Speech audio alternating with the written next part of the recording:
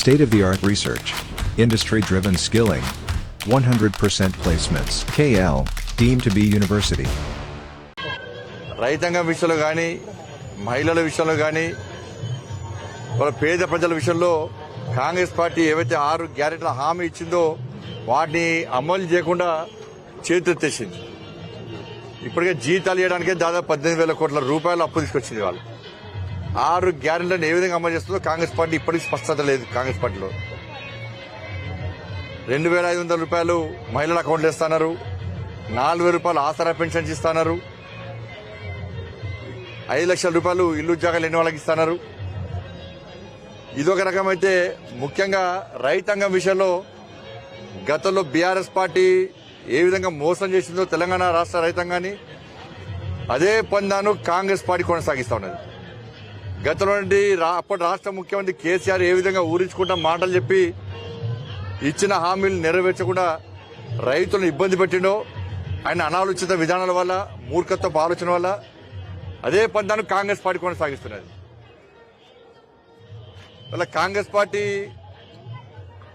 ఇలా పంట కొనుగోలు ప్రారంభించాలి, వెంటనే ఇంతవరకు ప్రారంభించలే.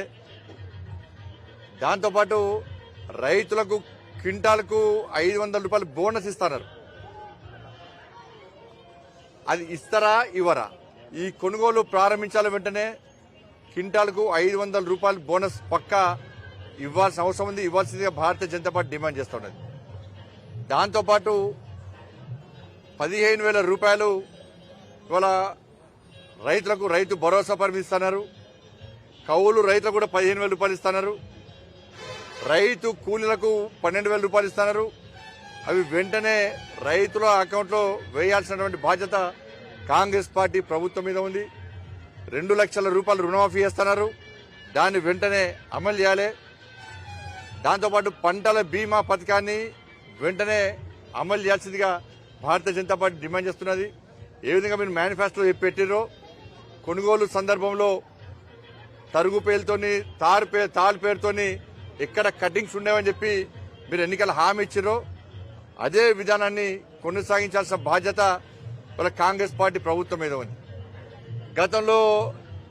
గత ముఖ్యమంత్రి కేసీఆర్ గారు పంట నష్టపోయిన రైతులకు నష్టపరిహారం ఇస్తా అని చెప్పి ప్రగల్భాలు వలిగి ఇవాళ కరీంనగర్ పార్లమెంట్ నియోజకవర్గంలోని రామడుగు మండలంలోని లక్ష్మీపూర్ గ్రామానికి వచ్చి చిటికేసి రేపే నష్టపోయిన రైతుల అకౌంట్లో 10,000 రూపాయలు ఇస్తా అని చెప్పి లాపత్తా లేకుండా పోయాడు.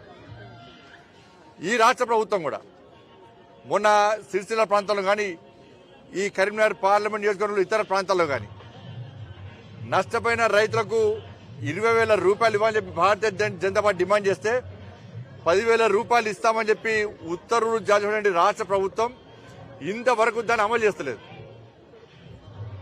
కాబట్టి ఈ విధానాల వల్ల ఇవాళ రైతాంగం పూర్తిగా ఇబ్బంది పడే పరిస్థితి. కాబట్టి భారతీయ జనతా పార్టీ గత 2 రోజుల క్రితమే కరీంనగర్ పార్లమెంట్ నియోజకవర్గ సమావేశాన్ని ఏర్పాటు చేసి ఈ రైతాంగం ఎదుర్కొన్న ఇబ్బందులను దృష్టిలో ఉంచుకొని ఈ కరీంనగర్ పార్లమెంట్ నియోజకవర్గంలో ఆందోళన కార్యక్రమాలు చెప్పటని చెప్పి ఎన్నికల కోడ్ ఉంది కాబట్టి, ఎన్నికల వాతావరణం ఉంది కాబట్టి ఇక్కడ శాంతి భద్రత సమస్య లేకుండా ఒక ప్రశాంతమైన వాతావరణంలో వాళ్ళ ఆందోళన చేయాలని చెప్పి భారతీయ జనతా పార్టీ నిర్ణయించింది. కరీంనగర్ పార్లమెంట్ నియోజకవర్గంలో రేపు అన్ని మండల కేంద్రాల్లో ఎంఆర్ఓ గారులకు వినతి పత్రం ఇవ్వడం, జిల్లా కలెక్టర్ గారులకు వినతి పత్రం ఇవ్వడం, 2వ తారీఖు నాడు కరీంనగర్ కలెక్టరేట్ కార్యాలయం ముందు నేనే స్వయంగా మా నాయకులందరూ కార్యకర్తలందరితో కలిసి తక్కువ సంఖ్యలో